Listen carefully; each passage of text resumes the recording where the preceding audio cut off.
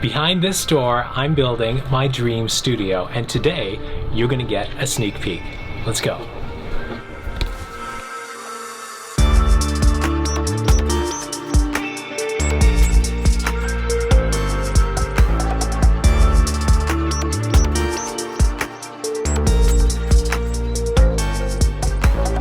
This is the new studio, and it includes this house where I live and work. Today, I'm giving you a sneak peek at the new studio space where I make YouTube videos and music, of course. And I've planned some awesome new features I've never had before myself, and I'm excited to share with you. This is not the full studio tour. I'm not gonna go through all the gear. You'll see that when the studio is done. So here it is. These are actually two rooms joined together, and they are meant to be the living room and dining room of this house, but we've got our priorities right. One of the main reasons we chose this house is for this space. This house has a basement, but I prefer being on the main level. The basement is just too isolated, too disconnected for me. And this room has more windows, which provides better light for filming.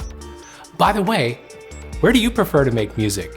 Do you prefer the seclusion of the basement or your private room? So where and how do I film? Let's take a look. Oh, I'll link all the gear you see in the video description, even though I'm not gonna go through all of it, just in case you're interested.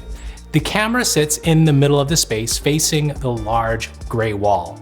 Natural light comes in from the side windows and gives me a nice view of the neighbors as well. It's already been easier to film in the space just because there's more room to move around the video gear. My old studio would get so full of stuff on filming day, but now I have enough open area for filming gear that doesn't get in the way of music gear. The extended room space is going to be awesome with new features I've always wanted, including a synth jamming area. I'll talk about that in a second. Let's talk about the back wall first. It's already been through a few changes.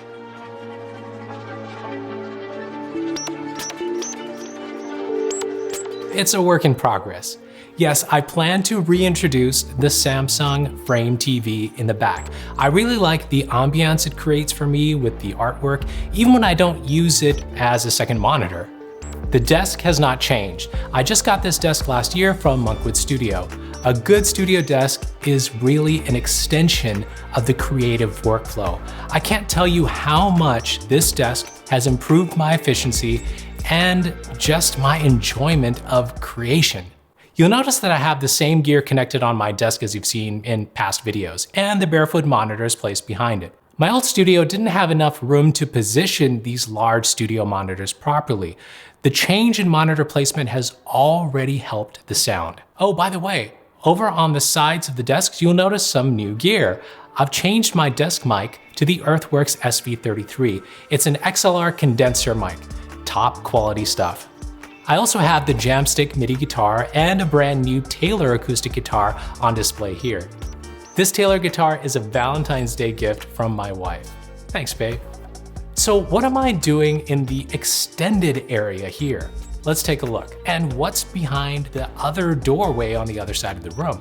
We'll take a quick look at that space as well. This space is for inspiration and playing with synths that I've never had enough space for before. I have this console here for storage as well.